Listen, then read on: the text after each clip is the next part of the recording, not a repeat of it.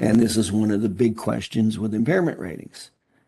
Okay, so it's the difference between an impairment and a disability. So an impairment is a significant deviation, loss, or loss of use of any bodily structure, bodily function in an individual with a health condition, disorder, or disease. So when we talk about impairment ratings, we're talking about a bodily function. A disability, activity limitations or participation restrictions in an individual with a health condition, disorder, or disease. So the key word there is activity limitations and or participation. So essentially we're talking about work.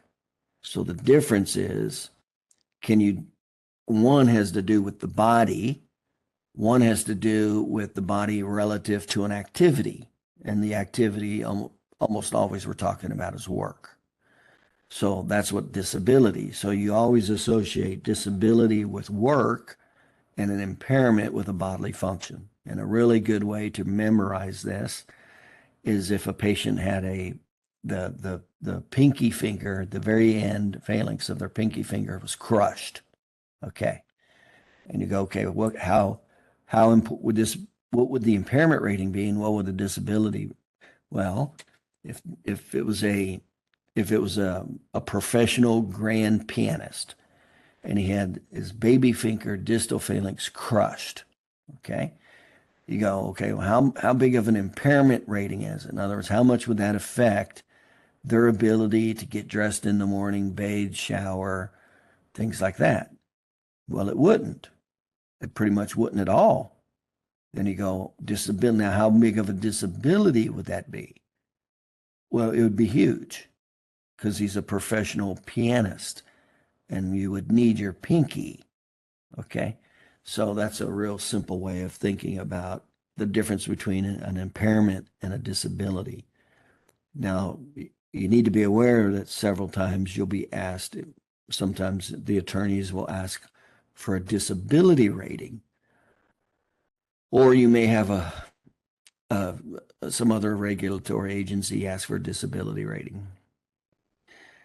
And you need to be aware of the difference, number one. So if you're dealing with personal injury, it's almost always a mistake if they're asking for a disability rating. In other words, when you get somebody asking for a disability rating, especially relative to a personal injury, they almost don't know what they're asking for. In other words, they're not educated. They don't know what they're. In other words, you need to be aware of that, and then you need to get back to them and say, "Now, wait a minute. Are you wanting a disability rating, or are you wanting an impairment rating?" Because an impairment is a bodily function restriction. A disability is a restriction relative to work. Very different things. So be aware of it. That happened a lot when I was in practice. They'll ask for a disability rating, and I'm like, no. That's not what you want. You want an impairment rating. And a lot of times, to be honest with you, they didn't know the difference. They didn't know the difference. That's why they sent it out and asked for a disability rating. So you just need to be aware that you've got to, if anybody, anytime somebody asks you for a disability rating, you better get back with them and make sure they understand what they're asking for, because chances are they don't. So be highly aware of that. Okay.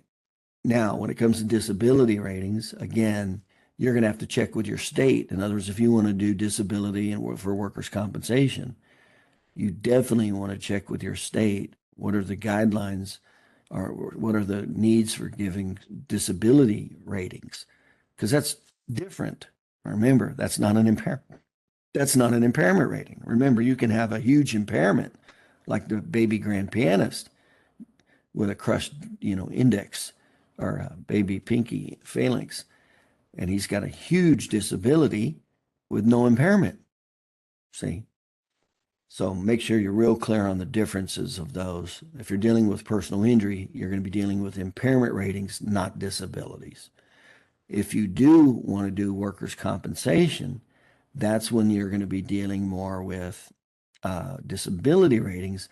You need to contact the workers' compensation board and ask what their criteria is to give disability ratings. That, again, will differ per state. Who can give them? Some states require that you have to be certified in giving this. Not only do you have to be a physician, or not a physician, but you have to be certified. Because a lot of times a disability rating can be an administrative function. An impairment rating is a physician function. And I don't recommend dealing with, unless you're going to get deeply involved with workers' compensation, because when you do disability ratings, you got to get familiar with jobs, with vocations, and what do they do? How much weight, how much standing do they do? How much sitting do they do? How much lifting do they do? How much, all the different movements relative to a particular vocation. That's a very different animal there.